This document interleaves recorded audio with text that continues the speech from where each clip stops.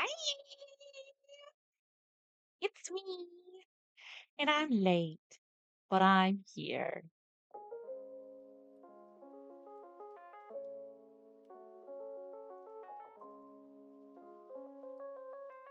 All right, let's get the music up and running.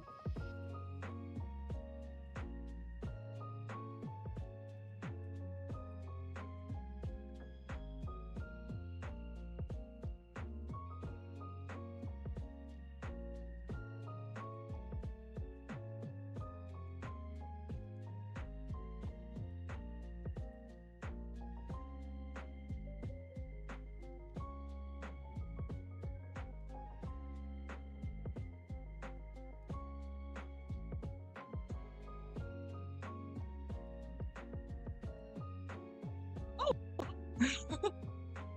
okay, everybody appeared like all of a sudden at the same time on the chat.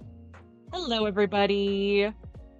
Welcome, Hivat. Welcome, Brexit. Welcome, Misery.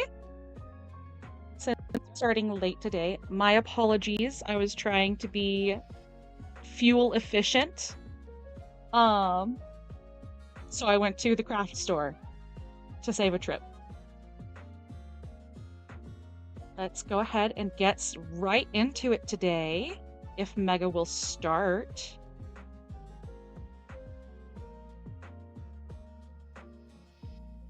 How is everybody? Brexit got a gun. My baby's got a gun. I actually don't know that song. I just saw an animatic of it for mouthwashing.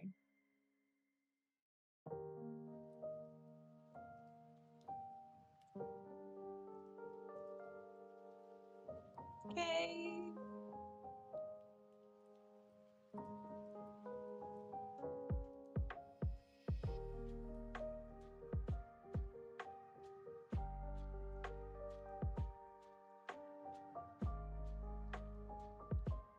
There we go.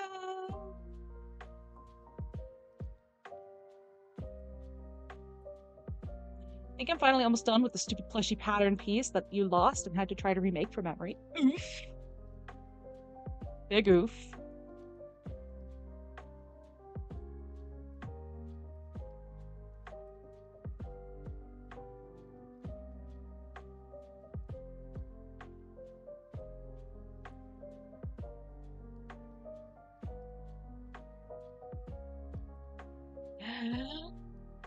Ew.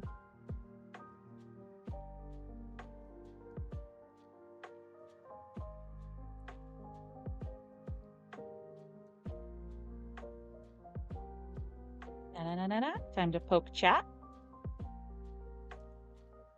Brexit saw a centipede today.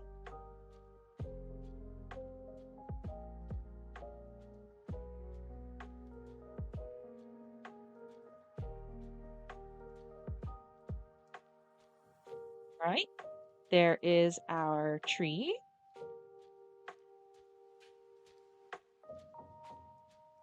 And here is our entry. A cat stared Hivat down.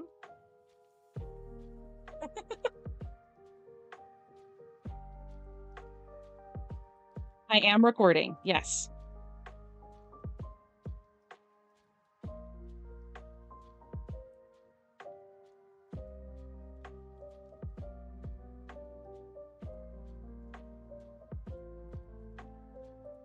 All right. So last time we ended on Houndoom.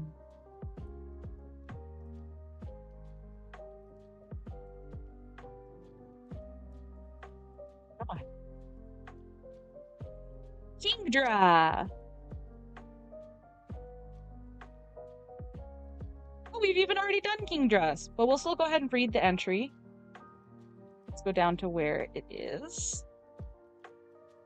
Right there. It's your horse.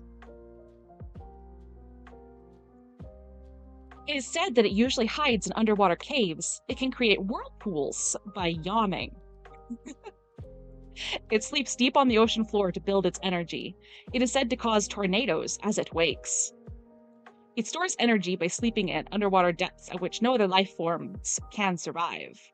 So it's very deep in the ocean.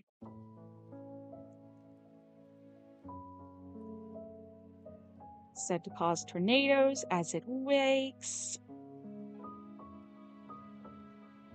Kingdra lives at extreme ocean depths that are otherwise uninhabited. It has long been believed that the yawning of this Pokemon causes spiraling ocean currents. Kingdra sleeps on the seafloor where it is otherwise devoid of life. When a storm arrives, the Pokemon is said to awaken and wander about in search of prey.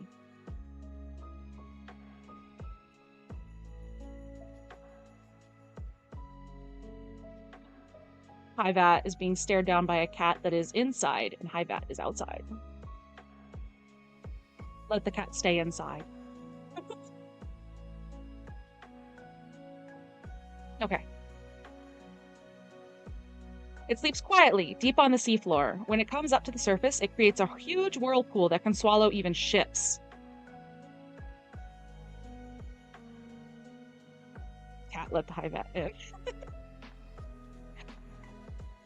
It lives in caves on the seafloor and creates giant whirlpools every time it moves. It is said that it usually hides in underwater caves. It can create whirlpools by yawning.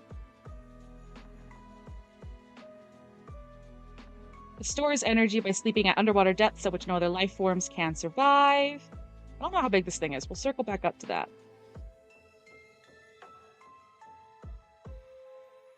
The yawning of this Pokemon creates spiraling ocean currents. Kingdra sleeps on the seafloor where it is otherwise devoid of life.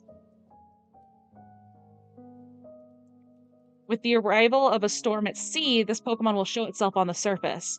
When a Kingdra and a Dragonite meet, a fierce battle ensues. Scales shed by this Pokemon have such a splendorous gleam to them that they've been given to royalty as gifts. Prohibidus coated. Yes. I think I know what you're referencing, but I could be wrong.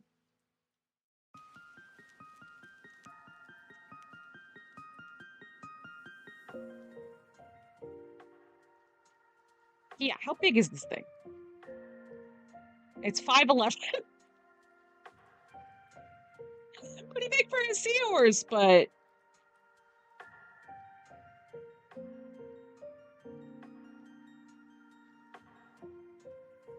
I love the shapes they have. Like, that's his shape.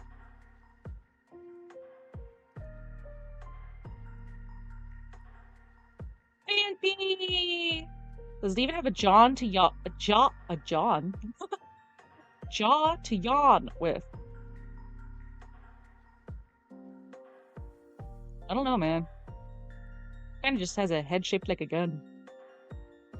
Can I say that word on Twitch? Pew pew.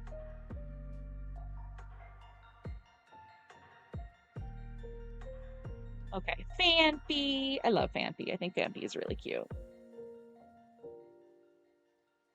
Better not be cursed. Otherwise I'm gonna crash out. It swings its long snout around playfully, but because it is so strong, that can be dangerous. As a sign of affection, it bumps with its snout. However, it is so strong, it may send you flying. During the deserted morning hours, it comes ashore where it deftly uses its trunk to take a shower. Oh, this thing's swimming?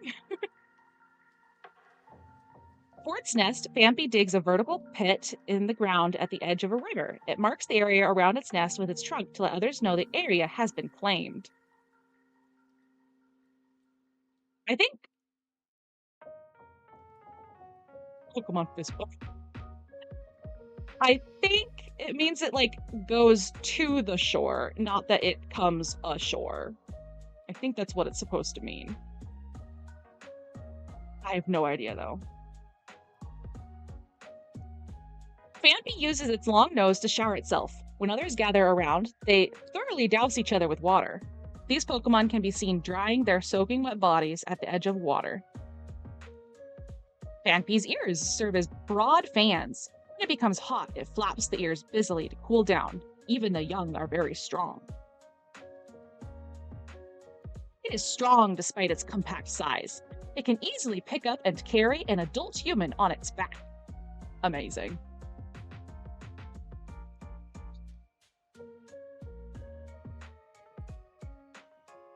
Okay. Phanpy uses its long nose to shower itself. When others gather around, they thoroughly douse each other with water. These Pokemon can be seen drying their soaking wet bodies at the edge of water.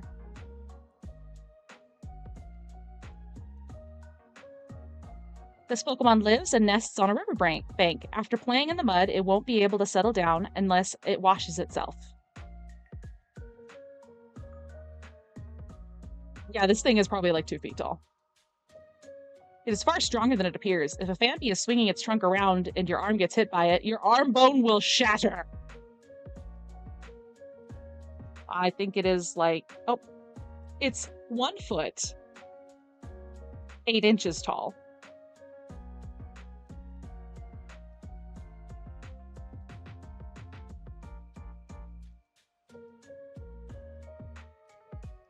Just 1 foot, 8 inches. Not even 2 feet tall.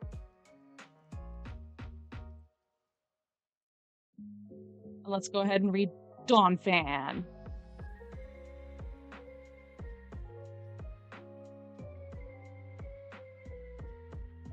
Oh, that's an interesting note.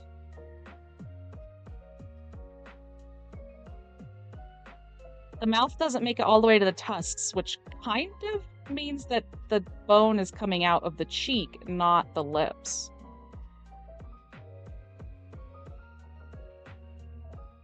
Pitbull coated, their tails are a nightmare. Happy puppy.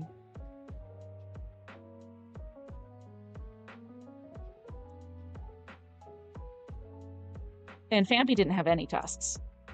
You think it matches Mamoswine? Yeah, probably. Let's look.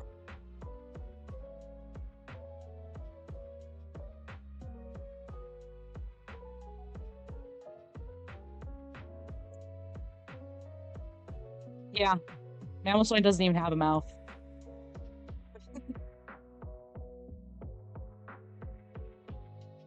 Oh, I don't like this drawing. There's something wrong. Another cat has appeared. Fantastic. In my humble opinion, Mamoswine's tusks need to be moved up to like... Oh, maybe this picture lets us see. Yep, they are coming out of the cheek. They're not in the mouth.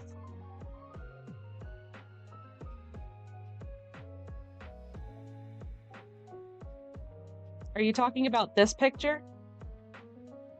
Oh, I was looking at that tusk. I couldn't see that. You can see that tusk.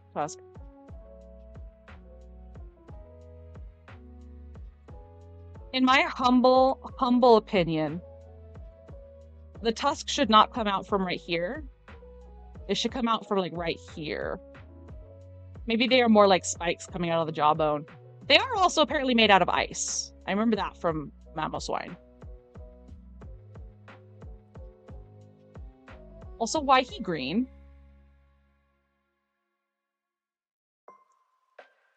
You forego your medication. Rest in peace, Brixit. Everybody that knew and loved Brixit,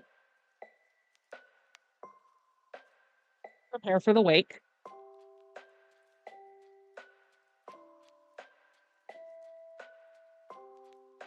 Shiny colors do be silly. Okay. Donphan. It has sharp, hard tusks and a rugged hide. Its tackle is strong enough to knock down a house. Brixit, please do not eat a bowl of straight ketchup. I'm begging you. The longer and bigger its tusks, the higher its rank in the herd. The tusks take a long time to grow. Because this Pokemon's skin is so tough, a normal attack won't even scratch on it. Leave a scratch on it. Brixit, please. I'm begging you. I know you've done it before. Please do not do it again.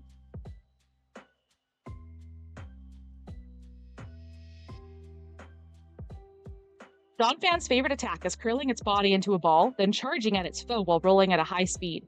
Once it starts rolling, this Pokemon cannot stop very easily. If Donphan were to tackle with its hard body, even a house could be destroyed. Using its massive strength, the Pokemon helps clear rock and mudslides that block mountain trails. Why? What is ketchup but is sweeter? Tomato soup. Y'all got something wrong with you. And I love ketchup, but not like this. Donphan is so strong it can easily haul a dump truck. Its hide is toughened to a rock-hard state. An ordinary sort of attack won't even leave a scratch. How did humans survive in this world? Ketchup's gross. That is a valid opinion. It's definitely gross when you have just a whole bowl of it. Works it. Okay, so I misspoke and I accidentally said steak, which reminds me.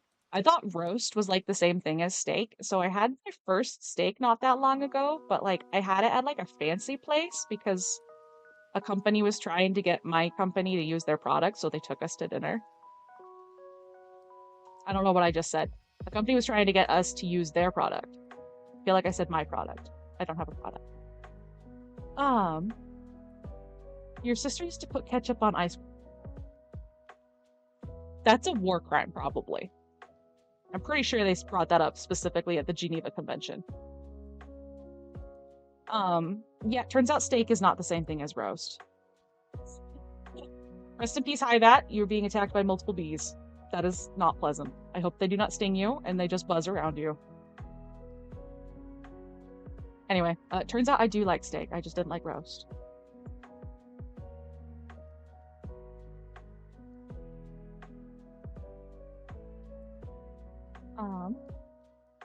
The longer and bigger its tusks, the higher its rank in the herd. Okay. It attacks by curling up, then rolling into its foe. It can blow apart a house in one hit. No. Brexit, no!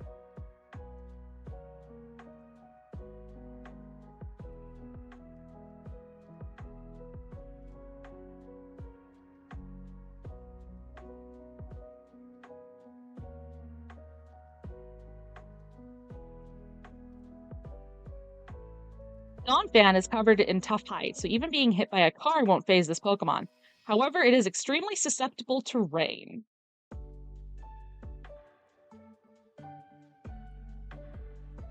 Donphan is normally a calm Pokemon, but once it is enraged, it will curl its body into a ball and charge you while rolling.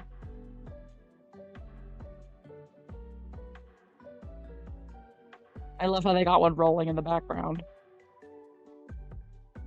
Oh, they got a bunch. They're like all rolling, except this fella. Okay. If I recall correctly, yes, which I do, elephants are not ungulates because they don't have hooves, they have toenails. Is that right, Brexit?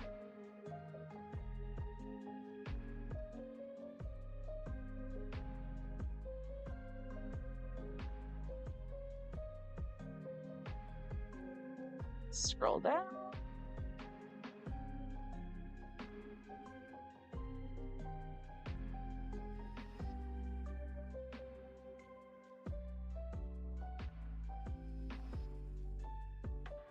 You were down to put them with the swines. I think that sounds excellent.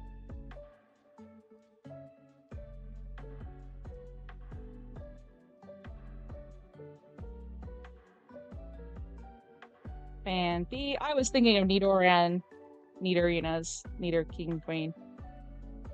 But I think you're right. Swinub, Piloswine, and Mamoswine are a better match. Or is it? Actually, no. I don't. I don't want to put it there.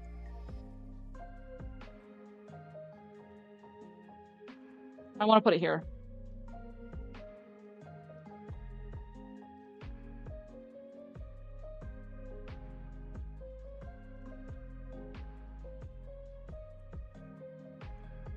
Bambi, don't ban. Okay. There we go.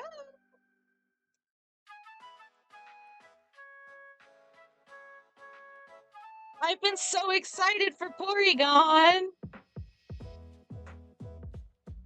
I think we just skipped Porygon. I think we just said Porygon doesn't belong in the tree. I'll still read its Pokedex entry. Yeah, this fella, I think we decided doesn't go in the tree because it's an artificial Pokemon. You got your meds, yay! Highbat's not Highbat. Brixit's not gonna die.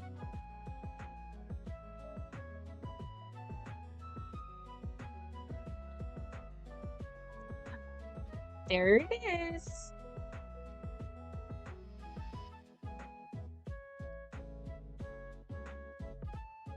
This upgraded version of Porygon is designed for space exploration. It can't fly, though. Oh. Further research enhanced its abilities. Sometimes it may exhibit motions that were not programmed. Huh. This man-made Pokemon evolved from the latest technology. It may have unprogrammed reactions. You might not eat a bowl of ketchup. Good.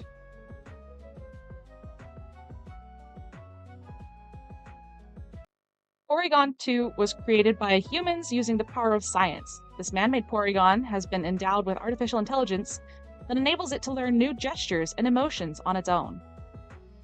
The Porygon line got done so dirty. Yeah, I don't know what's going on with Z. I like Porygon and Porygon 2. I think that makes sense. Like more high res and stuff, so it's rounder. I love Porygon though. He's beautiful. It was created by oh right, they're banned from the anime. Yeah, because the epilepsy episode. It was created by humans using the power of science. It has been given artificial intelligence that enables it to learn new gestures and emotions on its own. With planetary development software installed, it became capable of working in space.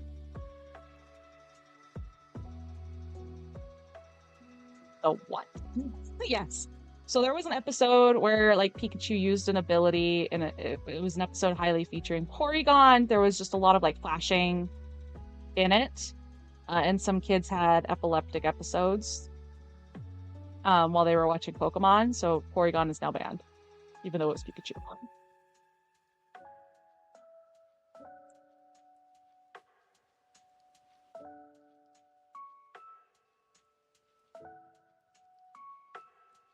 With planetary development software installed, it became capable of working in space. It was upgraded to enable the exploration of other planets, however, it failed to measure up. Oh, poor guy.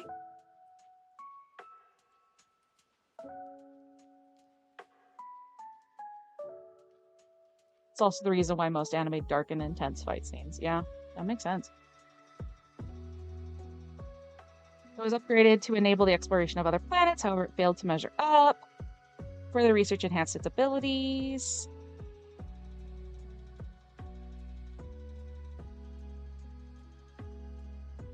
For the purpose of planetary development, Porygon was updated with the most cutting-edge technology available. Porygon was updated to a new version in readiness for planetary development, but that dream remains unrealized as yet.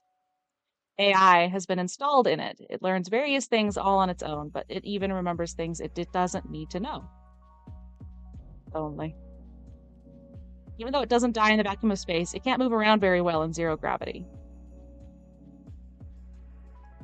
This is a Porygon that was updated with special data.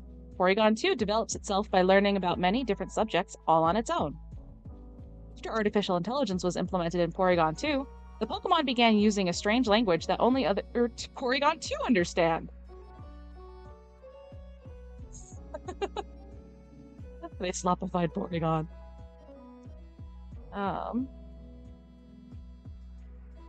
With planetary development software installed, it became capable of working in space. A bizarre item caused this Pokemon to evolve. While it now exhibits many new gestures and expressions, its biology remains inscrutable. This artificial Pokemon evolved thanks to cutting-edge science. It cannot even fly yet. This Porygon was updated so it could carry out development projects on other planets. The update used cutting-edge technology for its time. Porygon Conlang when? Porygon Lang? I'll add it to the raw. This artificial Pokemon evolves thanks to cutting-edge science. It sometimes displays behavior that is not in its programming.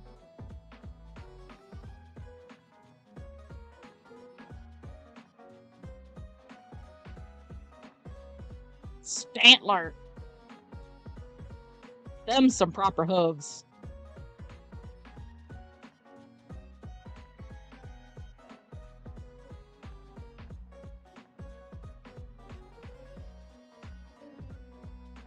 The curved antlers subtly change the flow of air to create a strange space where reality is distorted. Those who stare at its antlers will gradually lose control of their senses and be unable to stand. The round balls found on the fallen antlers can be ground into a powder that aids in sleeping. Haunts. Are they cloven hooves? I don't think so. Actually, yes. At least on Weirdeer. We can't really see on Stantler because it's a profile view.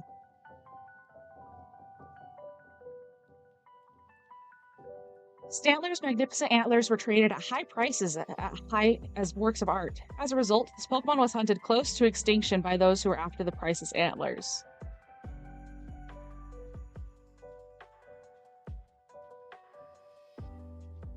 Even in Pokemon. Stantler's magnificent antlers were once... okay, we just read that. Those who stare at its antlers will gradually lose control of their senses and be unable to stand. Staring at its antlers creates an odd sensation as if one were being drawn into their centers. Check Google images and they are cloven. Perfect. Thank you, Misery.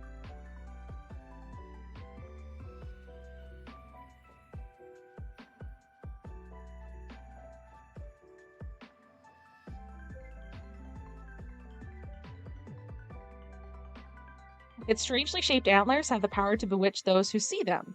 Medicine made by grinding up the black orbs from fallen antlers is an effective treatment for insomnia. This Pokemon apparently used to live in much harsher environments, and thus it once had a stronger psychic powers than it does now.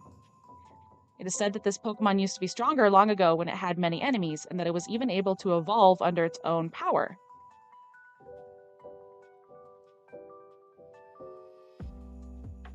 Stantler did eat a bee. Thank you.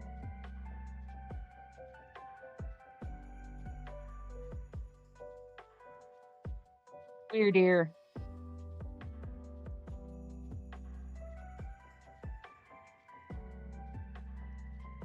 Right, you're just normal. Yeah, it's just normal, but Weirdeer is normal psychic. Which means it should just be psychic. I don't know why it's swapped with when something is normal type and something, it's like, why? Smart deer. I do kind of like the design. Like, that made it look like he has got a beard, like he's a wise old man or something. Like, that's an interesting design. The black orbs shine with an uncanny light when the Pokemon is erecting invisible barriers. The fur shed from its beard retains heat well and is a highly useful material for winter clothing.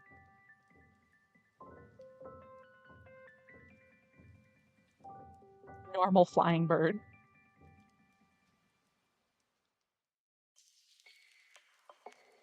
Okay. Luckily, we're still in the right place. Except I scrolled up. Let's scroll back down. Whoop. You. Do we have any other deer?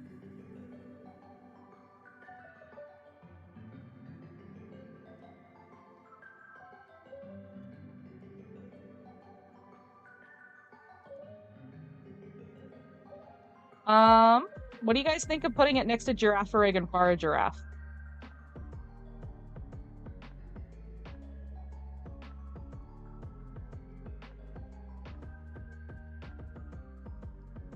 Or we could make it just as related to Mareep and Girafarig by putting it right here instead.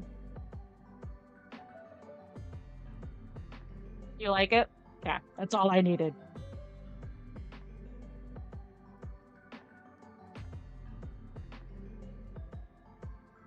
Stantler. Weird deer. We haven't had ketchup in a bit. Well, this sounds like a you problem. And no, Hivat, do not encourage Brixit to chug it.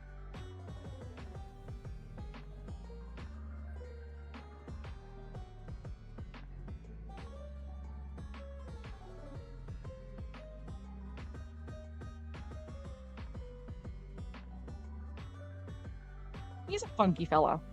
I kind of like his little hat. The painter Pokemon. Smeargle.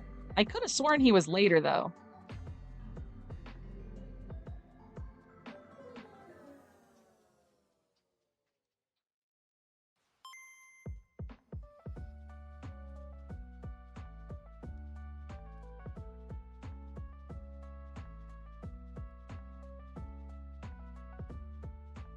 Oh, no, oh, no, oh, no. No, no, no, no, no, no.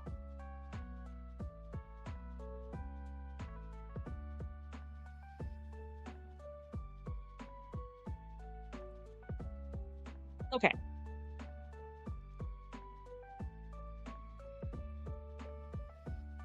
A special fluid oozes from the tip of its tail. It paints the fluid everywhere to mark its territory. A bowl of ketchup has been obtained. Hi, that, no! I can't deal with you guys eating bowls of ketchup at the same time as I'm reading about this Pokemon smearing its fluid.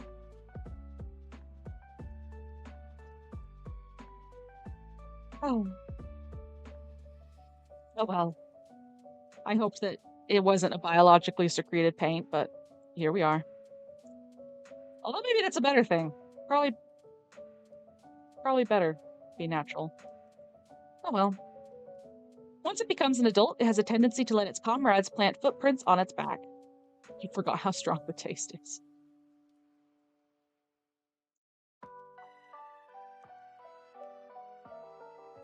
Hivat just has multiple pounds of meat, no ketchup.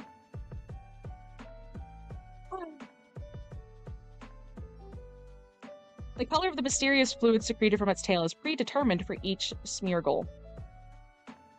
Maybe it's an oil gland, it mixes with things to make paint. Maybe. Brixit's gonna go eat cheese. Good for you, Brixit.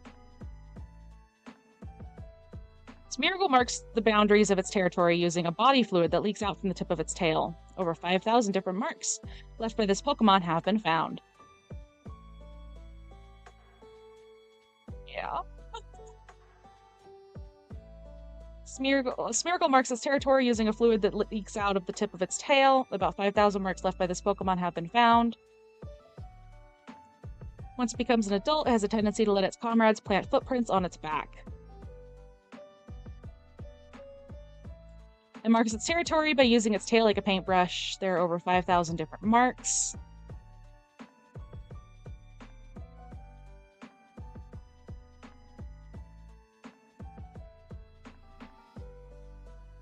The unique creations produced by each Smeargle are painted using the fluid that oozes from its tail. This is how it marks its territory. It is just marking territory. I just don't like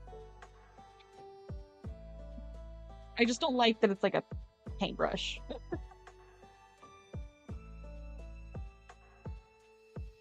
It draws symbols all over the place to mark its territory. In towns with many Smeargle, the walls are covered in graffiti. The fluid of Smeargle's tail secretions changes in the intensity of its hue as the Pokemon's emotions change. It draws symbols with the fluid that oozes from the tip of its tail. Depending on the symbol, Smeargle fanatics will pay big money for them. Once a Smeargle reaches adulthood, it will have other members of its species leave paw prints on its back. This Pokemon secretes multicolored body fluids from the tip of its tail that it uses as paint. It hopes to paint the landscapes of its birthplace someday.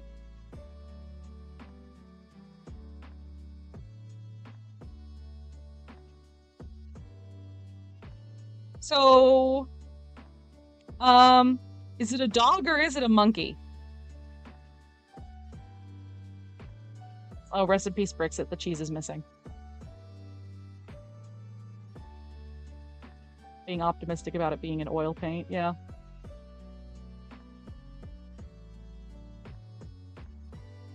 What's a shiny Smeargle look like?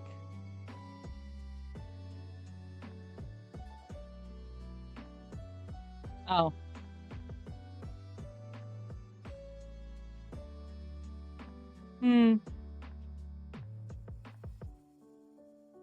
a donkey, a dog monkey. You know what? Maybe.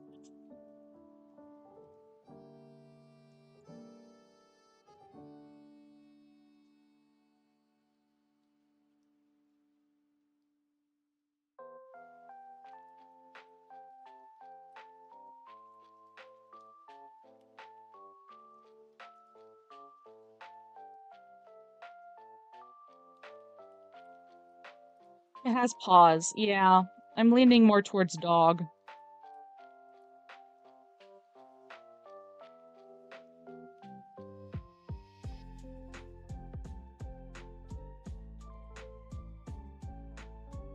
The prehensile tail is what I was thinking of monkey.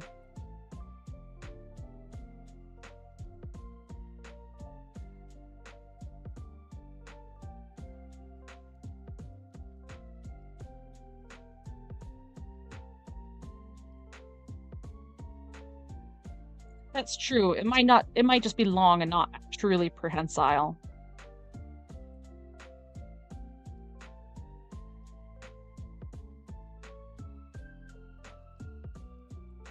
Lemur?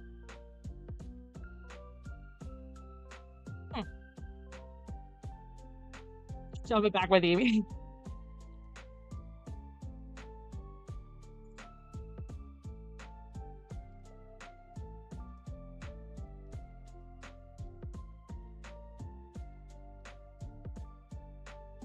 I think we're gonna go for dog. Which, funnily enough, does actually put it pretty close to Eevee. Okay, here's our dogs. Growlithe, Arcanine, Houndour, Houndoom, Snubbull, Granbull.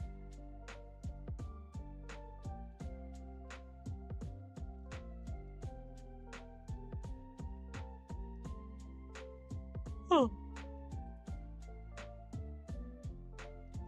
Now, where does it go here?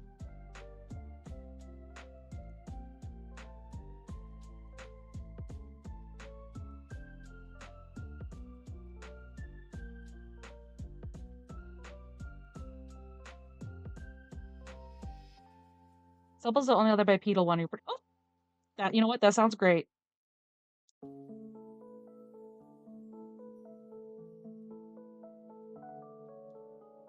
Smeargle.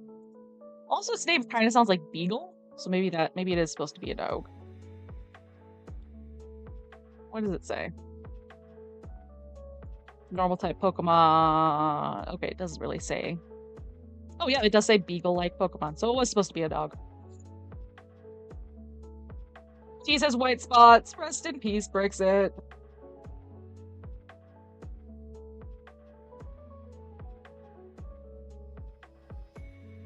Okay, we've already done Tyrogue, so let's scroll down to where it is. We'll still read its descriptions.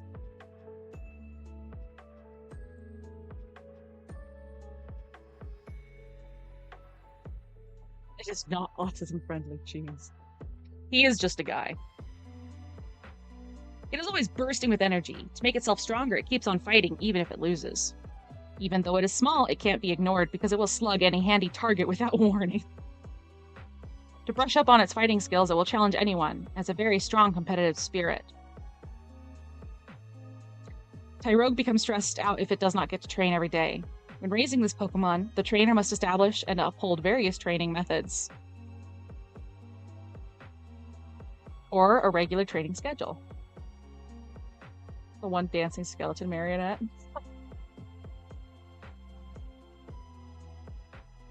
It is famous for its eagerness to fight and always nurses injuries from challenging larger foes.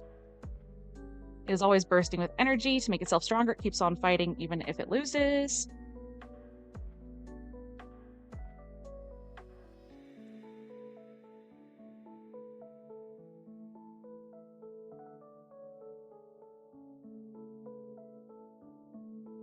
This earnest Pokemon battles all sorts of opponents, searching for the fighting style that suits it best.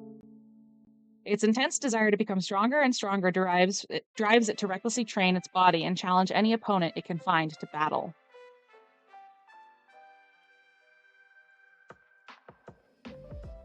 No ketchup tortilla. please.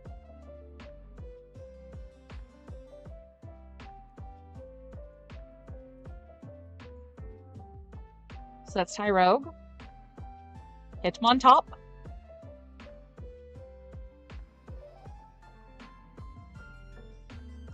If you become enchanted by its smooth, elegant, dance-like kicks, you may get drilled hard. It launches kicks while spinning. If it spins at high speed, it may bore its way into the ground. After doing a handstand to throw off the opponent's timing, it presents its fancy kick moves. Hitmontop spins on its head at high speed, all while delivering kicks. This technique is a remarkable mix of both offense and defense at the same time. The Pokemon travels faster spinning than it does walking.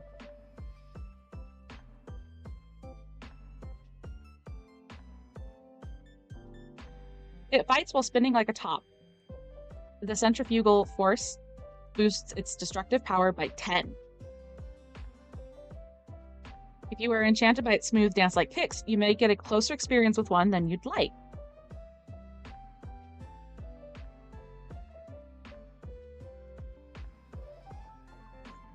Hitmontop spins on its head with high speed, all while delivering kicks. This technique is a remarkable mix of both offense and defense at the same time. The Pokemon travels faster by spinning than it does walking.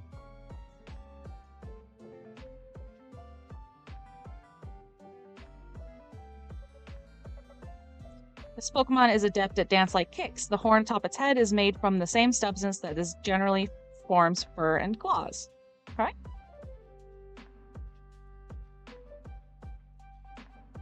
So keratin. Look at him.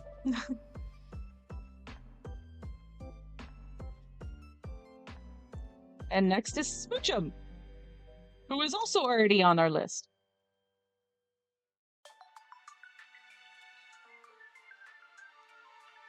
Forcetism friendliness. Smoochum, the kiss Pokemon. Its lips are the most sensitive parts of its body. It always uses its lips first to examine things. It always rocks its head slowly backwards and forwards as if it is trying to kiss someone. I'm uncomfortable. The sensitivity of its lips develops most quickly. It uses them to try to identify unknown objects. Smoochum actively runs about. It also falls quite often. Whenever the chance arrives, it will look for its reflection to make sure its face hasn't become dirty. It always rocks its head back and forth. It tests everything by touching with its lips, which remember what it likes and dislikes.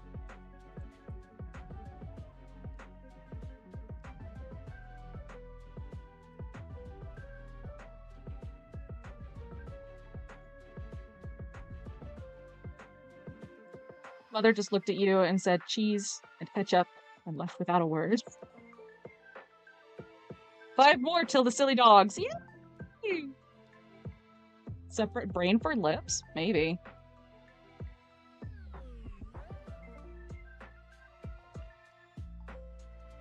When it examines things before touching them with its hands, it makes lip contact and then diligently licks all the dirt off its lips. Highly perceptive sensors, Smoochum's lips are kept moist by its daily application of tree sap. Delightful. This sounds kind of sticky.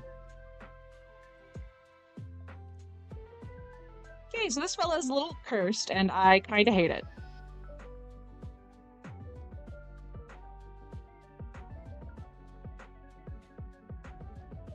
Elekid, who is also already here, right here.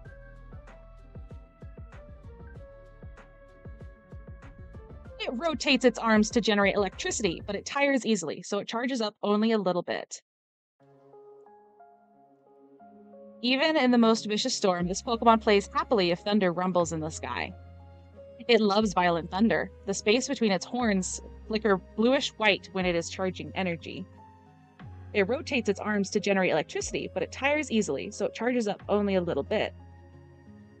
Elekid stores electricity in its body. If it touches metal and accidentally discharges all its built-up electricity, this Pokemon begins swinging its arms in circles to recharge itself.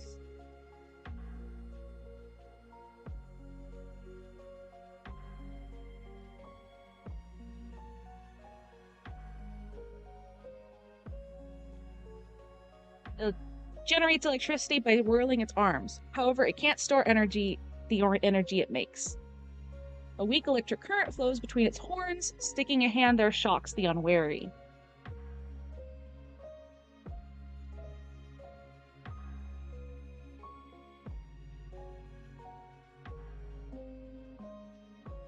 When it's in a house, electrical outlets serve as its baby bottles. It sucks down electricity. This Pokemon is kindly fighting with Togedemaru that try to steal its electricity. It's a pretty even match. When it hears the crash of thunder, Elekid's mood improves. It can be useful to record that sound and play it when Elekid's feeling down. When the horns shine bluish-white, that's a sign it's fully charged. You'll get a shocking jolt if you touch it. Electricity bills must be insane. Yes. When a storm approaches, this Pokemon gets restless. Once Elekid hears the sound of thunder, it gets full-on rowdy. It's not good at storing electricity yet. This Pokemon sneaks into people's homes looking for electrical outlets to eat electricity from. They generate electricity by spinning their arms. During a thunderstorm, if one hears the lively voices of children out in the wilderness, what one is actually hearing are the voices of Elekid.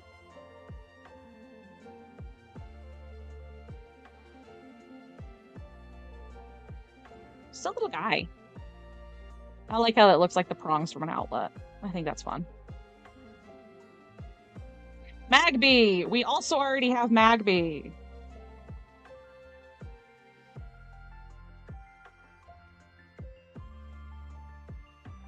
She's bad. Rest in peace, Brixit. I think its head is supposed to be like fluffy, but it just looks kind of bulbous, which I know is what Magmar has, but I don't like it. The cheese arc has ended in tragedy.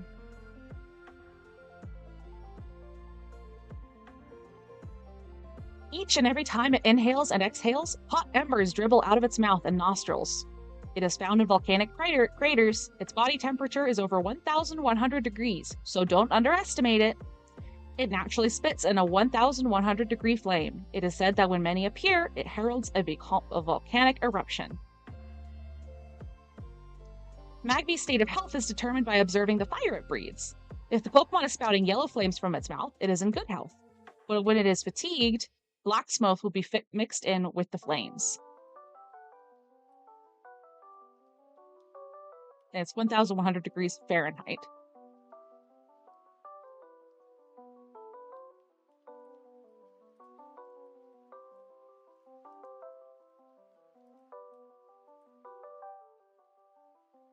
Its magma-like blood circulates through its body.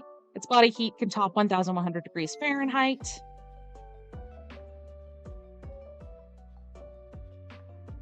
It is small, but with its body temperature over 1,100 degrees Fahrenheit, embers escape its mouth and nose when it breathes.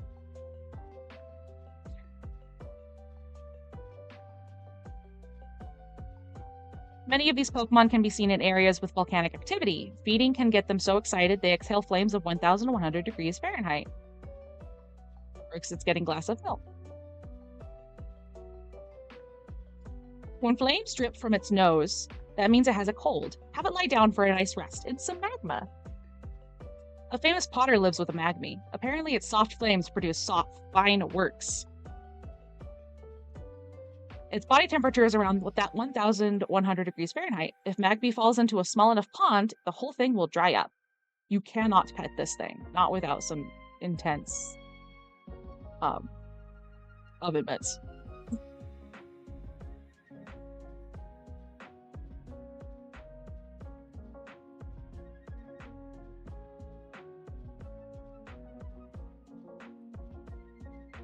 Okay, oh, I almost skipped a few. This Pokemon is still small and timid. Whenever Magby gets excited or surprised, flames leak from its mouth and its nose. This Pokemon makes its home near volcanoes. At the end of the day, Magby soaks in magma, resting and recovering from the day's fatigue. Its body temperature is around 1,100 degrees Fahrenheit. It is healthy if it is exhaling yellow flames. This Pokemon lives in volcanic areas. With each breath, sparks spurt from its mouth and nose. When Magby is in good health, its flames gain a yellow tint.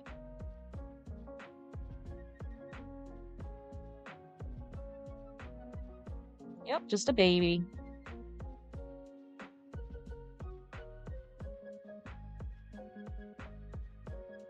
Miltank!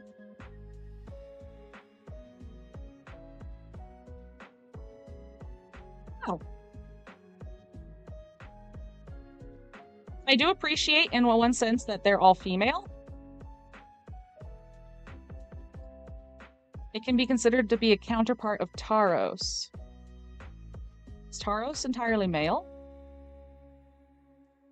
Oh, okay. Tauros is 100% male. That's interesting.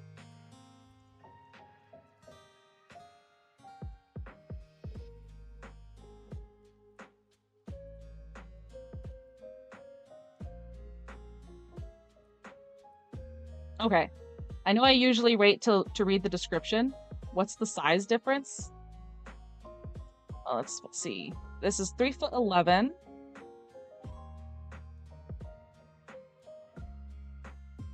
Four foot 7 inches. So he's not quite a foot taller. Pretty big.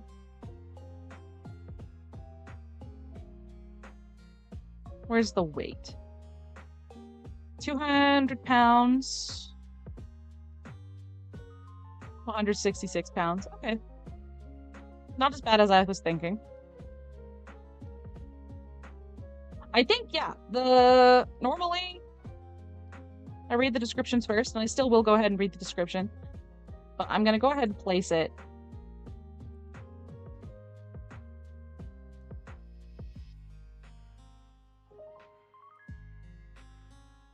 Where?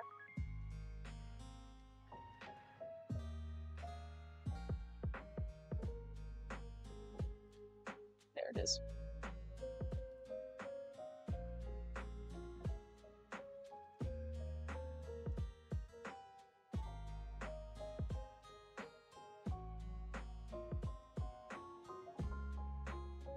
Okay. Siombo was right. Yes, I was. What was I right about this time? You were a fool. Yes. I had a feeling that that's what that was. Oh, fun. I've decided to just go ahead and put Tauros and Miltank as the same species. Because Tauros is 100% male, Miltank is 100% female. They're both cows. You're eating a tortilla now. That's better. But is it a tortilla covered in ketchup? Its milk is packed with nutrition, making it the ultimate beverage for the sick or weary. If it has just had a baby, the milk it produces contains much more nutrition than usual. You tried that and no. Extreme sexual dimorphism. I love dimorphism, man. It's so fun. So interesting. Miltank gives over 5 gallons of milk on a daily basis. Its sweet milk is enjoyed by children and grown-ups alike. People who can't drink milk turn it into a yogurt and eat it instead. It gives over 5 gallons of milk daily. Its sweet milk is enjoyed by children and grown-ups alike. People that can't drink milk turn it into yogurt and eat it instead.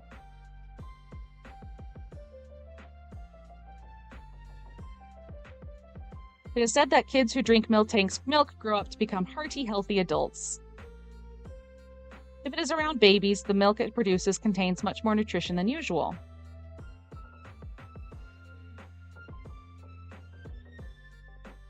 Its milk is high in calories and packed with nutrients. Therefore, if you drink too much of it, you may wind up with a body like Miltank's. Yogurt still has lactose, though? I believe it doesn't have as much. So I guess it depends on your limitation. Tummy hurt. Well, maybe you should have listened, Brixit. Maybe you should have listened. Most people raise it for its milk, but it's quite tough and strong, so it's also well suited for battle. It produces over 5 gallons of milk a day. The higher the quality of the pastures it lives in, the richer and tastier its milk becomes. Its milk is delicious and chock full of nutrients. However, if you drink too much, it could make your stomach hurt, so be careful. Miltank produces nutritious milk. Not mook. So it's been supporting the lives of people and other Pokemon since ancient times. This Pokemon needs to be milked every day, or else it will fall ill. The flavor of the Miltank milk changes with the seasons. It is said that kids who drink Miltank's milk grow up to become hearty, healthy adults. I don't know what to do with this ketchup. Well, how much ketchup do you have? Beef cows normally produce around 6 gallons a day, so that makes sense.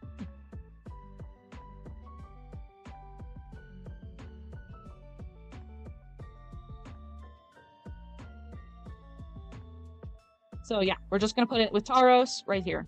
You have a little cup of it. That's better than what I was afraid of. I'm gonna be honest, Brixit. It's better than what I was afraid of. Make like a hot dog.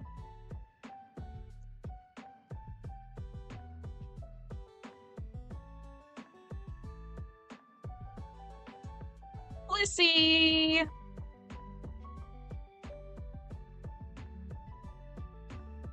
Okay, Blissey is already placed, but we'll still read its descriptions.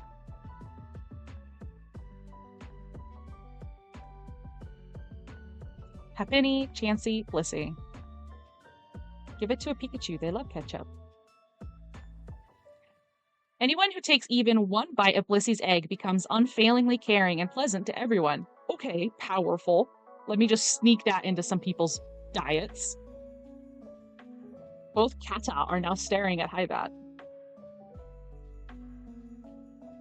It has a very compassionate nature. If it sees a sick Pokemon, it will nurse the sufferer back to health. Biting into one of the delicious eggs that Blissey provides will make everyone around smile with joy. Blissey senses sadness with its fluffy coat of fur. If it does so, this Pokemon will rush over to the sad person, however far they may be, to share an egg of happiness that brings a smile to any face.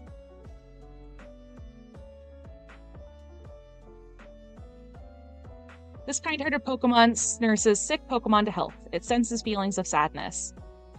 It is a Pokemon that delivers happiness. Eating its egg is said to make one kind to everyone. You have not made a hot dog before. She may offer you an egg in these trying times. Someone please put that on the server, please.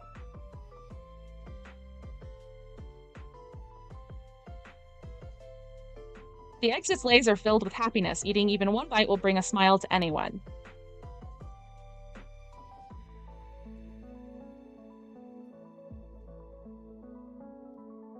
Even the most ferocious Pokemon become calm when they eat Blissey's eggs, which is said to be filled with happiness. Its fluffy coat acts as a sensor, enabling it to read the feelings of people and Pokemon. Their eggs are such a delicacy that some say eating one will bring you happiness. These eggs fetch the highest price on the market.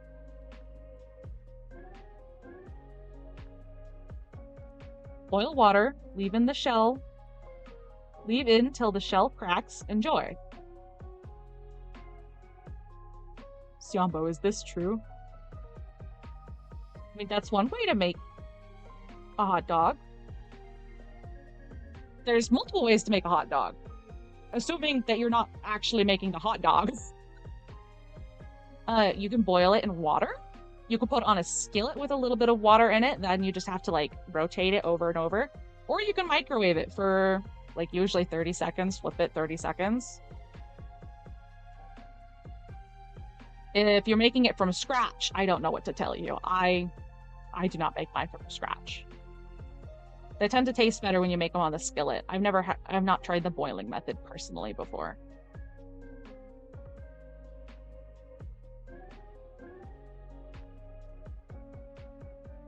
This Pokemon is overflowing with love. Only Chansey that share a strong bond with their trainer can evolve, so people say.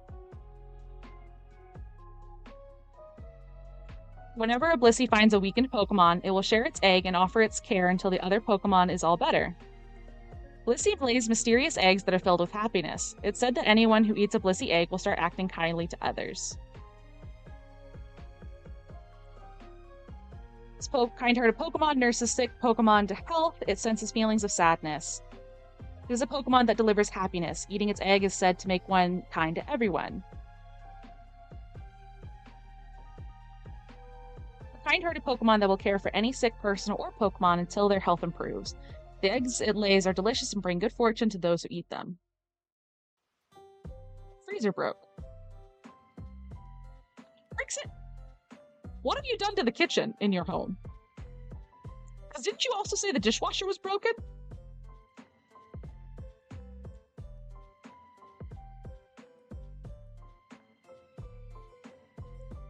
Anyone who even takes even one taste of Blissy's egg becomes unfailingly caring and pleasant to everyone. Oh, or heals you in the wild? That's so sweet. So I want to know, are these like viable eggs, like its offspring? Or are these just like eggs it produces that are just eaten? Like, are these its babies it's feeding everyone? In which case, that's a really good example of like self-sacrifice to the point of personal detriment. I don't know. I'm probably going to get too deep if I think about that too much. And now, what everyone has been waiting for. I assume they're not fertile, but what if they are? I hope they're not. Otherwise, it's just kind of a little grim. Are we ready?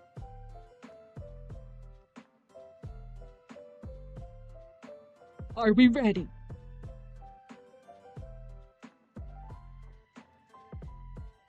So Brixit really is just tearing the kitchen apart. The wheel popped off the dishwasher thing and it wouldn't go back on right. And the thing that locks the freezer just came off. Raiko! Right? It's Raiko?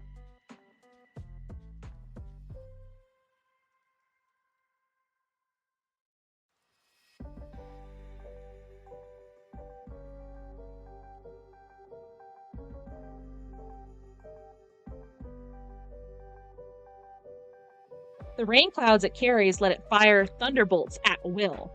They say that it descended with lightning. A Pokemon that races across the land while barking a cry that sounds like crashing thunder. This rough Pokemon stores energy inside its body, then sweeps across the land, shooting off electricity. There's a fan theory that these are all evolutions. I really love that fan theory. Raiko embodies the speed of lightning. The roars of this Pokemon send shock waves shuddering through the air that shake the ground as if lightning bolts came crashing down. Raiko embodies the speed of lightning. Its roars send shockwaves shuddering through the air and ground as if lightning bolts were crashing down. It is said to have fallen with lightning. It can carry thunderbolts from rain clouds on its back. The rain clouds it carries let it fire thunderbolts at will. They say it descended with lightning.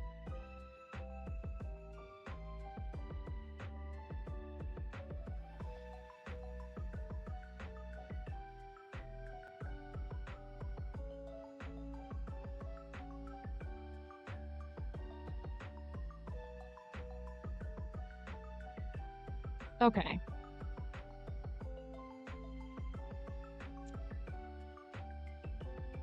Smilodon, anyone?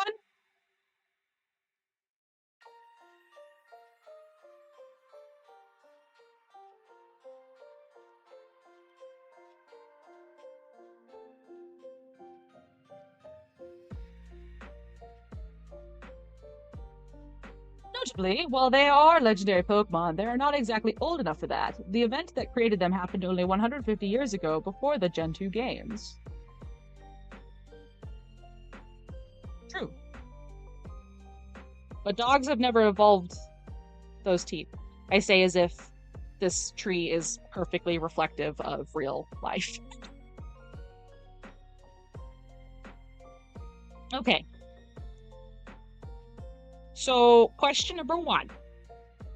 Is this a cat or is this a dog?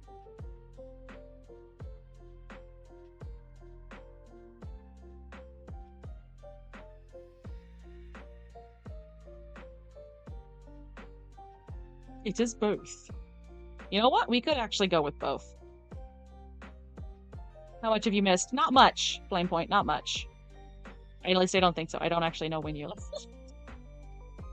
It is clearly a tiger. Yes.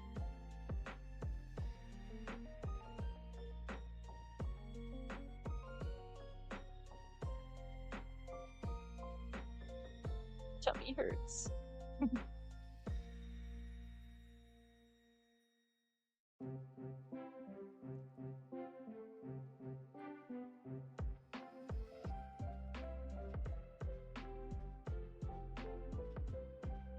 Mostly baby Pokemon and Brixit eating things they shouldn't. Okay.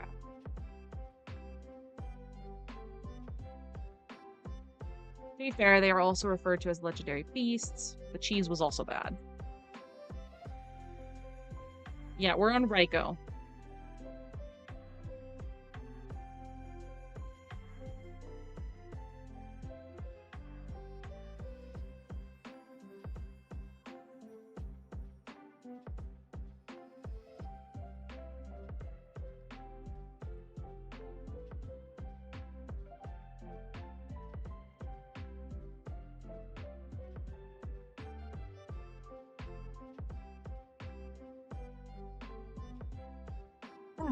Raikou.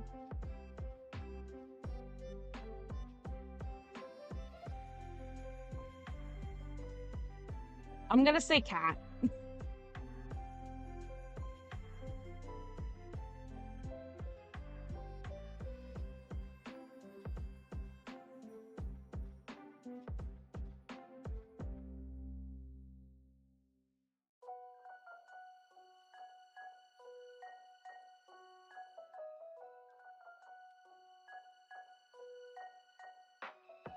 Put it with meow. Yeah.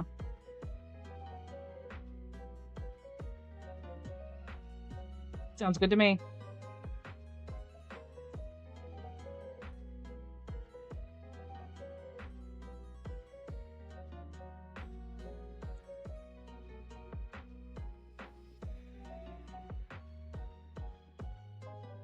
Entei!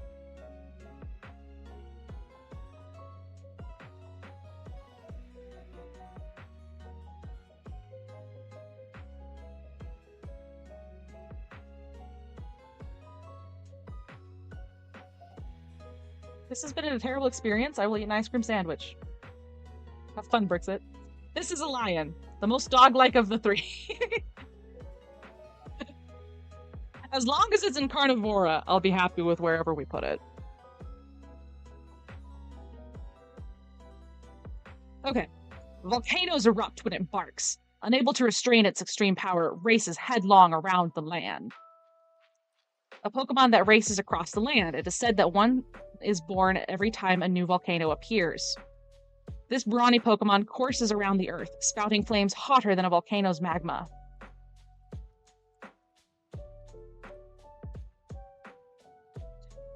Entei embodies the passion of magma. This Pokemon is thought to have been born in the eruption of a volcano. It sends up massive bursts of fire that utterly consume all they touch. Entei embodies the passion of magma. This Pokemon races across all the land. Volcanoes erupt when it barks. It is said that when it roars, a volcano erupts somewhere around the globe. Travels far around across the land, searching far and wide.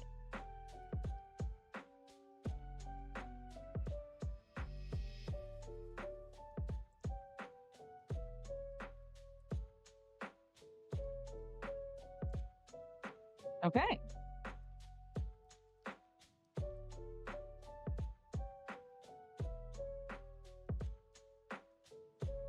Like no one ever was. Is this a lion or is this a dog?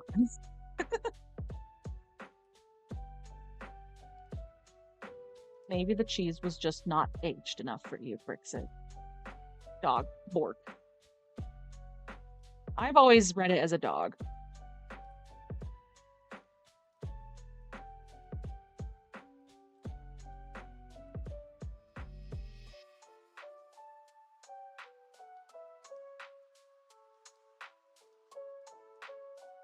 It has long, floppy ears.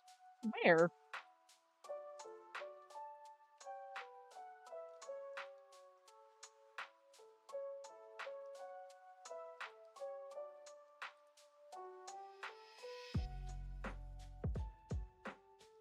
No.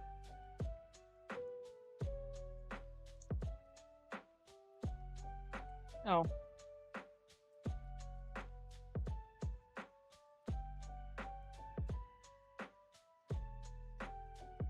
Eno got ears.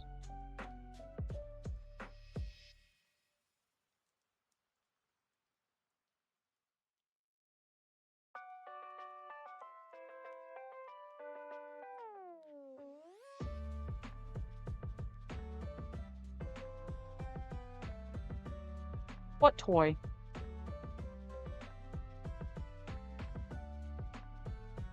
He's not got ears.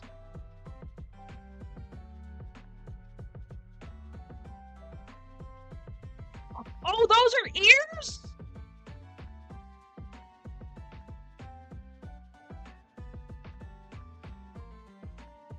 I totally didn't even see those as Pokemon.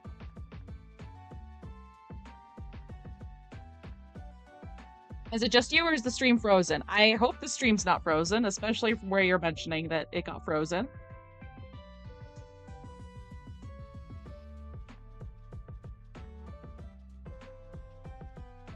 Okay, it does got floppy ears. Yeah, they do not initially read as ears. I thought that was just fur.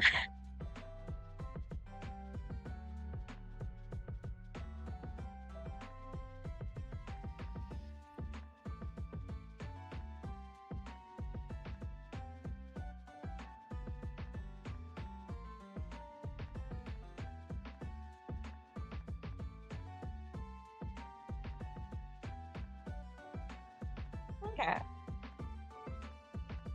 Yes, it's a dog. Saint Bernard. Really big Cocker Spaniel. I think I'm gonna put it with Growlithe and Arcanine.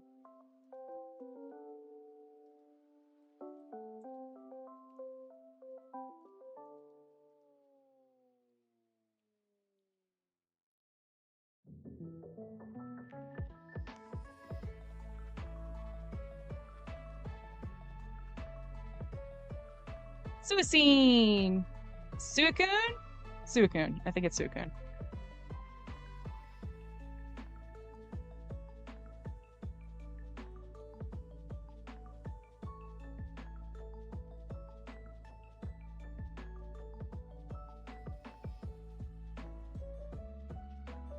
It is said to be a reincarnation of north winds. It can constantly purify filthy, murky water. Suicune? Thank you.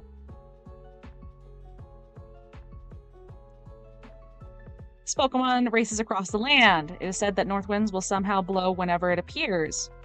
This divine Pokemon blows around the world, always in search of a pure reservoir.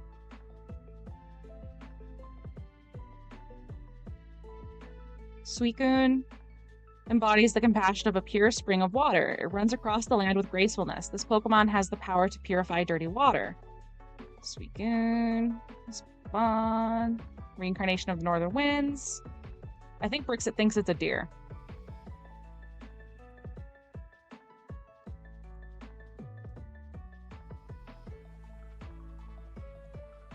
You can see chat, but not the stream. Maybe try refreshing, Flame Point.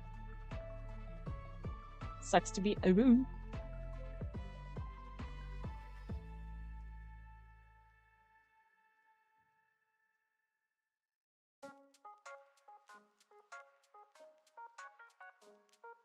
Thank you, Brixit.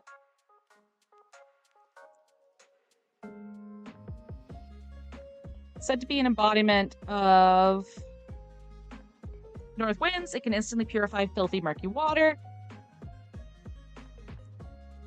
It races around the world to purify fouled water. It dashes away with the north wind. Suicune embodies the compassion of a pure spring of water. Okay.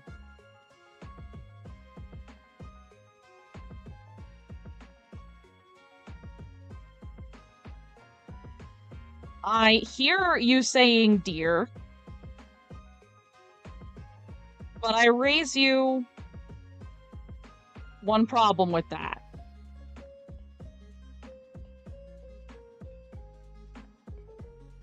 It's got toe beans.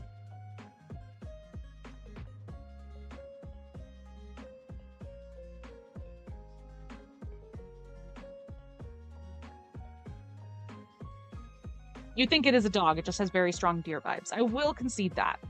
Flesh hooves, we do not see the beans. Kitty.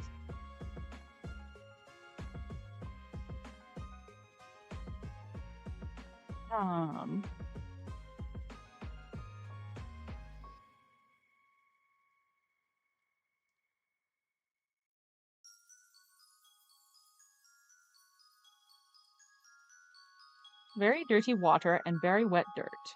I don't know. I don't remember where maned wolves are. Aren't they, like, closest to foxes?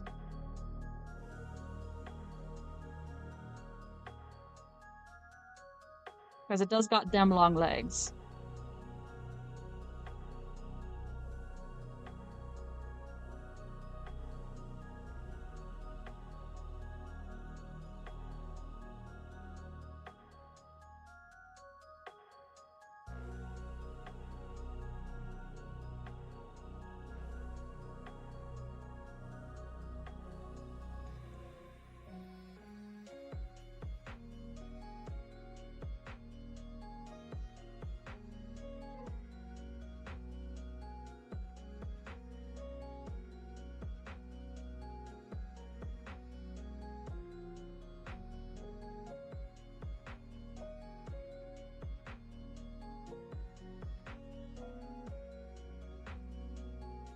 It's the only member of its genus.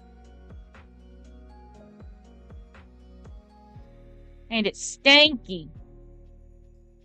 Suicune purifying my enemy's blood.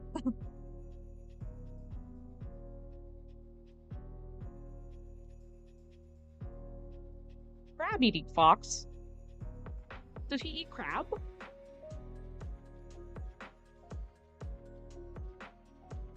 I'm getting distracted. Okay.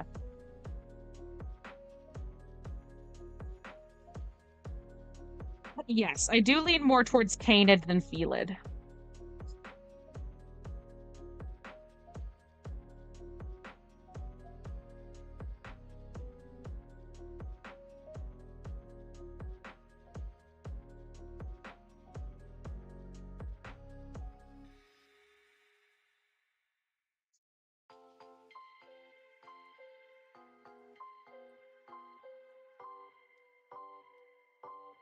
Okay.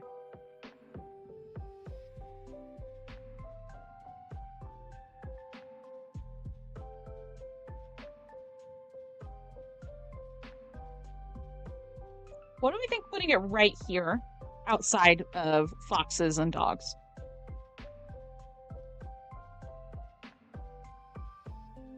That, or I would put it next to Houndour and Houndoom. We like this? Okay. I believe it can walk on water. It probably can.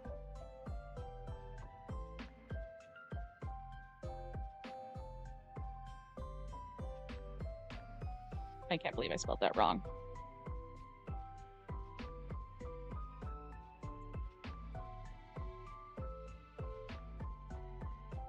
All right. Welcome back, Flame Point. We just put Suicune outside of foxes and wolves and dogs.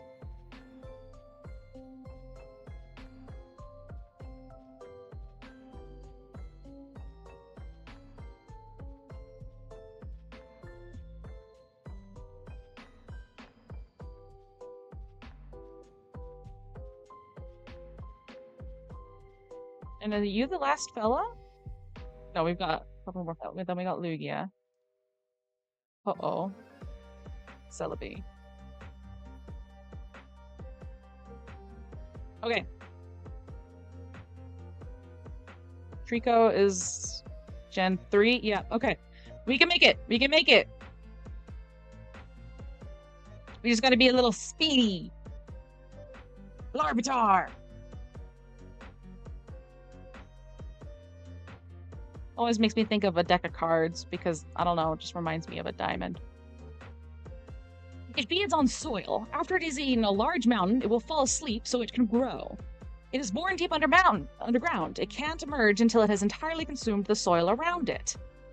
Born underground, this Pokemon becomes a pupa after eating enough dirt to make a mountain. It feeds on soil. After it has eaten a large mountain, it can fall asleep so it can grow. Larvitar is born deep underground. To come up to the surface, this Pokemon must eat its way through the soil above. Until it does so, Larvitar cannot see its parent's face. So I guess the egg is buried?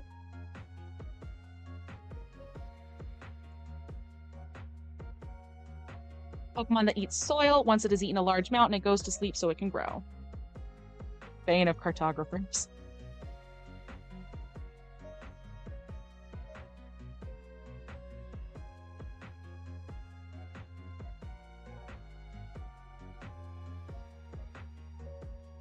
Born underground, it eats its way through dirt to the surface where its parents are. It doesn't deal well with the bright light it finds there. Raised on the nutrients it finds in the dirt, it eats roughly a mountain's worth of dirt before it becomes a pupa.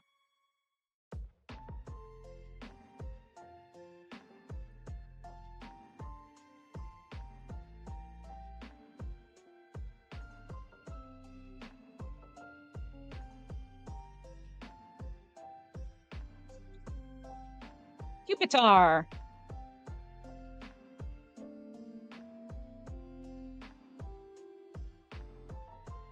Its shell is as hard as sheetrock, and is also very strong. Its thrashing can topple a mountain. Even sealed in its shell, it can move freely. Hard and fast, it has outstanding destructive power. It will not stay still, even while it is a pupa. It already has arms and legs under its solid shell. Pupitar creates a gas inside its body that compresses and forcefully ejects to propel itself like a jet. The body is very durable. It avoids damage even if it hits solid steel.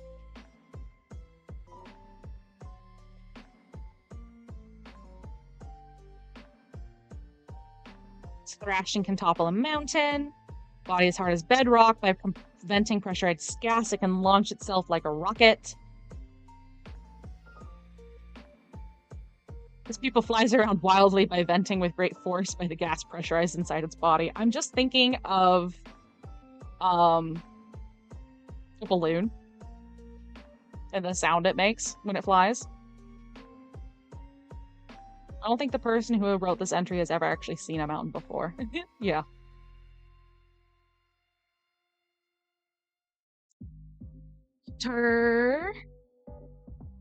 This troublesome Pokemon can't wait to evolve, so it relieves its stress by wildly propelling itself around using compressed gas. This dangerous pupa thrashes about. Its shell is hard as bedrock, containing a gradually forming new body within.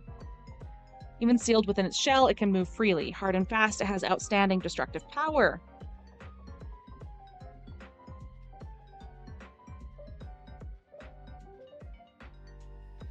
I like a little life. Look up Gamera flying.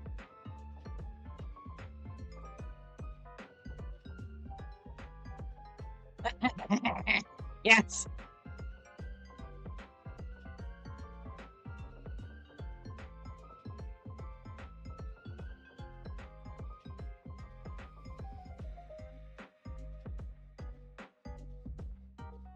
Tyranitar.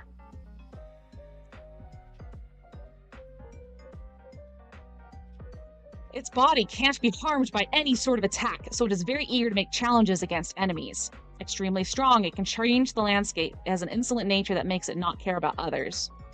In just one of its mighty hands, it has the power to make the ground shake and mountains crumble. Tyranitar is so overwhelmingly powerful, it can bring down a whole mountain to make its nest. This Pokemon wanders about in the mountains, seeking new opponents to fight.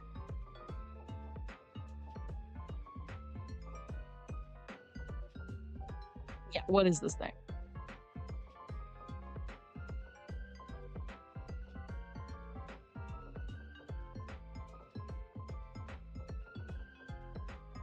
It has an impudent nature. Having great strength, it can even change surrounding landforms. If it rampages, it knocks down mountains and buries rivers. Maps must be redrawn afterwards. Extremely strong, it can change landscapes. It has an insolent nature that makes it not care about others.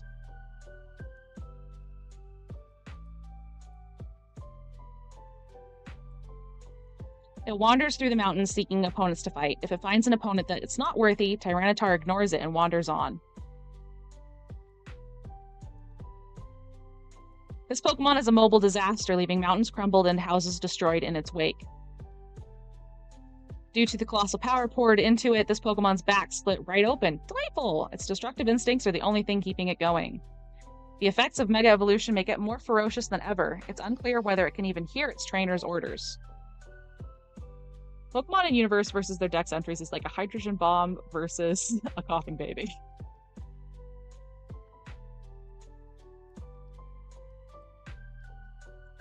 Be angry.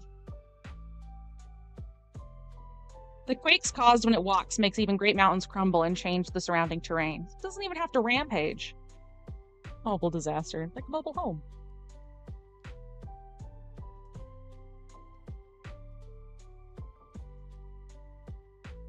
The effects of the Mega Evolution make it more ferocious than ever. It's unclear whether it can even hear the trainer's orders. Extremely strong, it can change the landscape. It is so insolent, it doesn't care about others.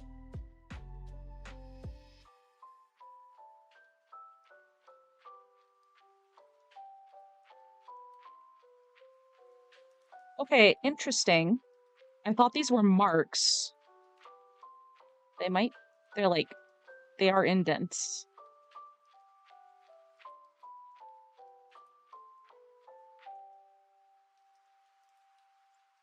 How many survive to final evolution? Like, hopefully, very few. You know what it is? What is it?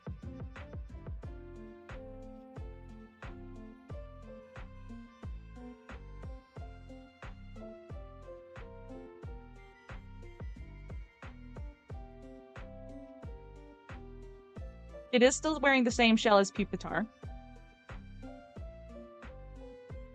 Feel bad for anyone who has a mobile home in the Pokemon universe. The whole thing could probably just be carried away by some very determined Beedrill. It is just emerged. That's all. Oh, yes.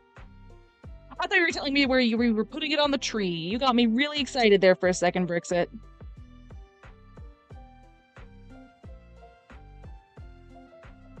Okay.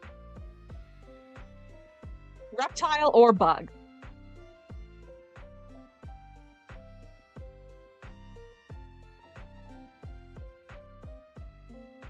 Where's my poll button?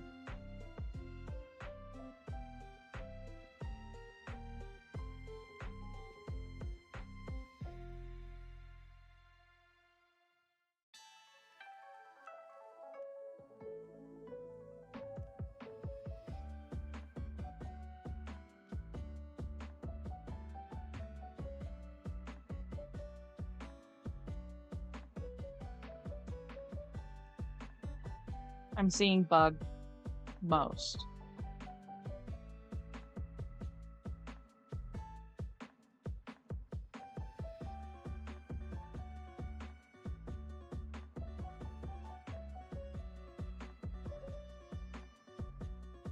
Like a mad caterpillar. Okay, so it's a bug.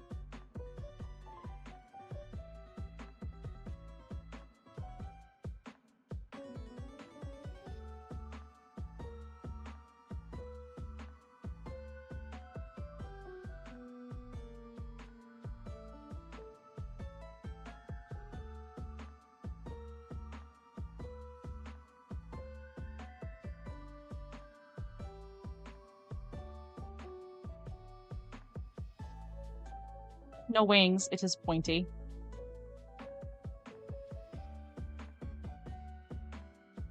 What bugs have teeth?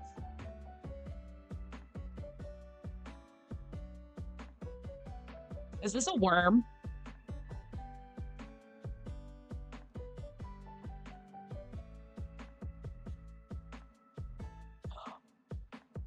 What about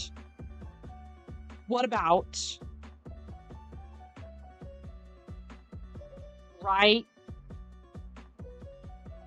here?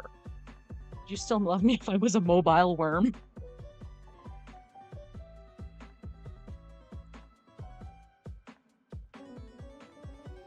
Or I could make it be related to Pinsir.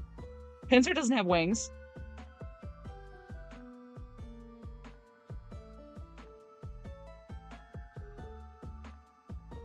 Pinsir doesn't deserve to be related to something as cool as Tyranitar. Okay, we're gonna make it an outgroup.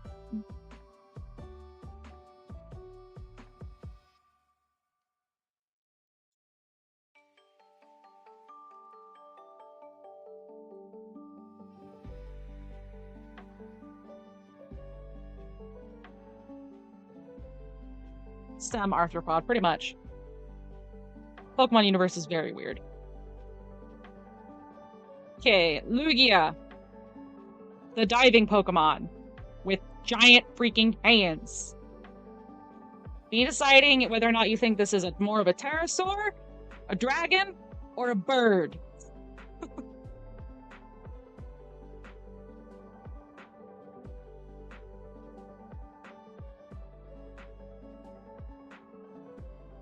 The Yowie hands. It is said that it quietly spends its time deep at the bottom of the sea because its powers are too strong.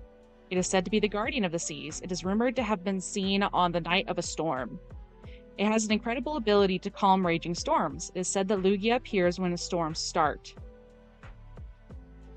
Lugia's wings pack devastating power. A light flutter of its wings can blow apart regular houses. As a result, this Pokemon chooses to live out of sight deep under the sea.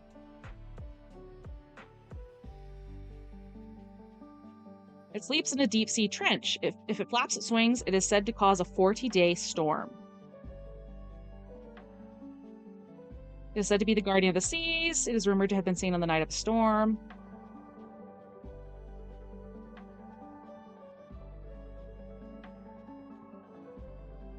Okay. Do you think the sea god would have soft skin, sandpaper skin like a shark, fish scales, or something else? Why not a mix? Takes Dragon Lollipop.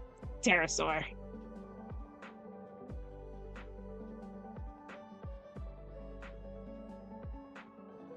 Shadow Lugia is post-breakup.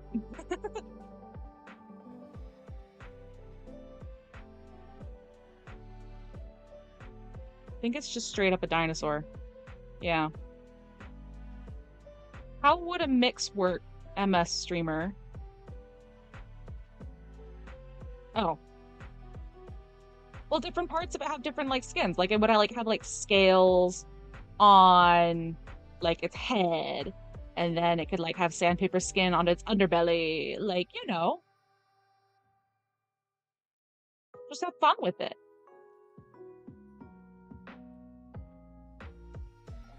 As for Lugia, I don't know. Definitely a biased Soul Silver was your first game. Yes, it's a good one. Not played most of them, though. And I've definitely not finished the ones I have played. Okay. Not a bug. I don't like the statement of just have fun with it in reference to a Pokemon. I think it's a theropod for some reason. Well, I've seen like some really fun things where it's like, what if these are feathers? Like Smithy said, an interpretation of it with feathers. Or what if it like does have skin? Just skin. I don't know what I think Lugia has. If I were to pick, I would say I think the belly is like I genuinely don't know. I keep thinking of different things. What if it doesn't have skin? Yes. See, X bricks it.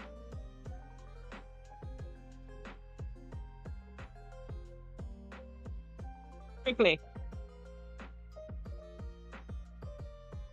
I'll pay on Mukus. What if Lugia has been seen on Detective Pikachu or something, anything similar? I don't know. I don't know.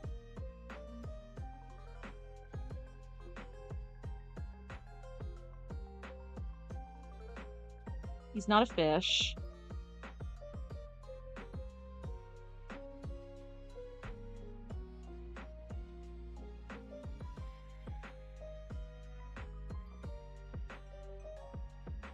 Oh.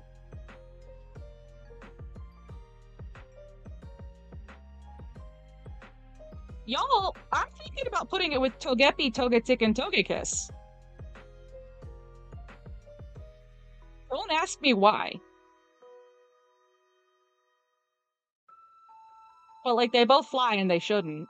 Like, I don't know. Something about the vibes just works. I'm pretty sure...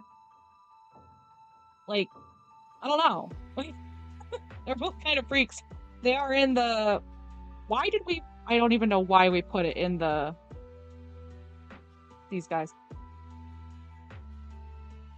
Freak, not bird corner. Exactly.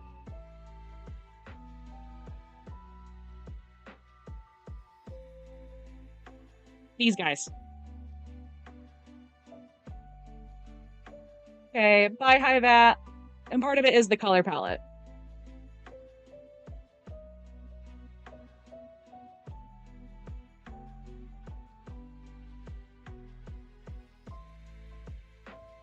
I'm doing it.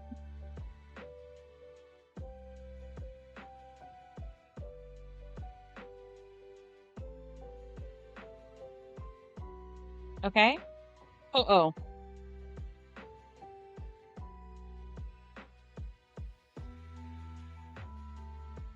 Legends claim this Pokemon flies the world's skies continuously on its magnificent 7-colored wings. A legend says that its body glows in 7 colors. A rainbow is said to form behind it when it flies. It will reveal itself before a pure-hearted trainer by shining its bright rainbow-colored wings. Ho-Oh's feathers glow in 7 colors, depending on the angle at which they are struck by the light. These feathers are said to bring happiness to the bearers. This Pokemon is said to live at the foot of a rainbow.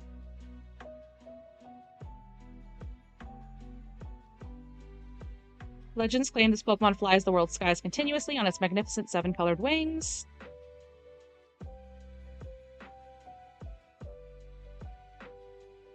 Its feathers are in 7 colors. It's said that anyone seeing it is promised eternal happiness.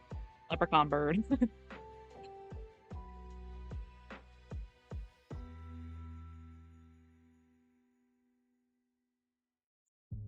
Okay, yes, I think we are bang on the money by putting it with Moltres. Where is Moltres? There's Moltres. Why did you put a legendary Pokemon with an egg? I don't know, man. It just felt right emotionally. Specifically, Togekiss.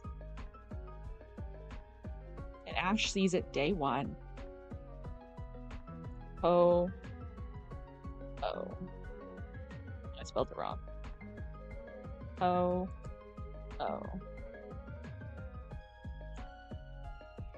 Celebi!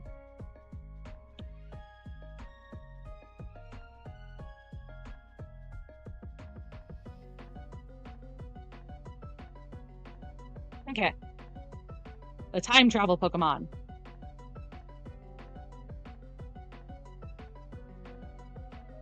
This Pokemon wanders across time. Grass and trees flourish in the forests in which it has appeared. When Celebi disappears deep in a forest, it is said to leave behind an egg it brought from the future. Revered as a guardian of the forest, Celebi appears wherever beautiful forests exist. As Pokemon wanders across time, grass and trees flourish in the forests in which it has appeared. This Pokemon came from the future by crossing over time. It is thought that so long as Celebi appears, a bright and shining future awaits us.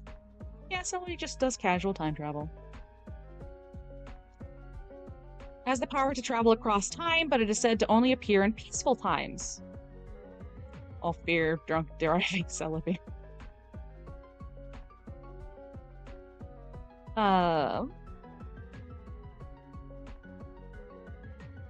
Leak Farfetch'd Hold is just a baby Celebi! Oh my gosh, you're so freaking right!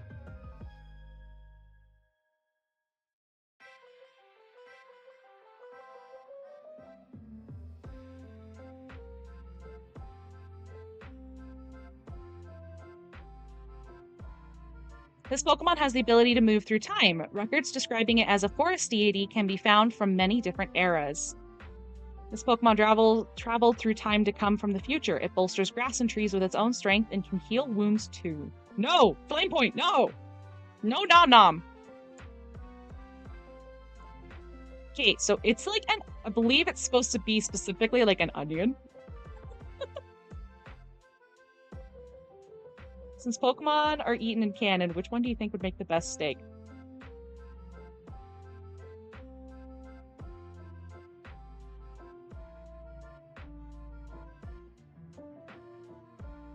Probably Tauros, but maybe Miltank. Drunk driving Celebi makes your life out of order. Okay. Celebi! He's green.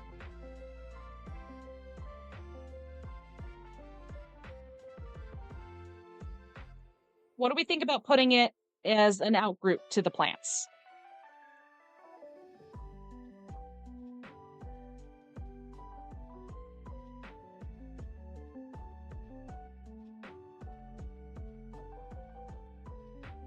Sure. Okay, all I needed was one approval.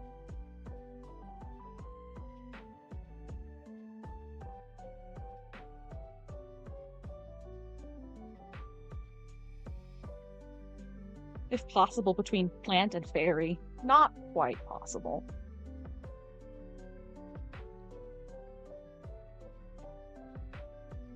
And next time, we'll start on Trico!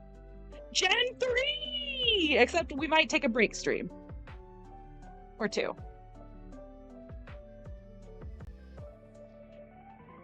Actually, let me save this real quick before I forget.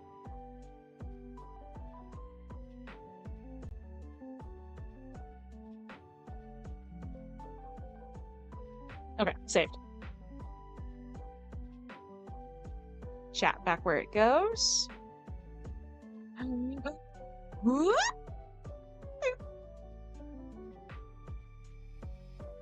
Since Vaporeon can turn into water, doesn't it make it theoretically possible to accidentally drink one? Unfortunately, yes.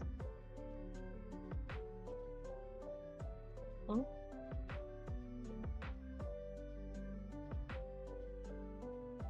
There we go. All right. I hope everybody had a good time. I'm sorry we started late, but I let us go a little late in exchange, and we actually wound up having just the amount of time to finish Generation 2. So, round of applause. Suicune killed my water Vaporeon. No. So let's everybody give ourselves a round of applause. Pat ourselves on the back. We did it! Look how far we did. Purified it, took out all its proteins and everything.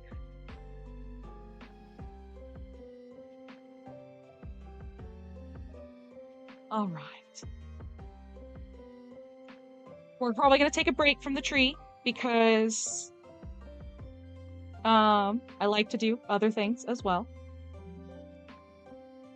But we will see what that winds up being. I'll see you all in 2 weeks. Thank you all so much for coming to my stream. And of course, never forget, Isle Plume hates us all.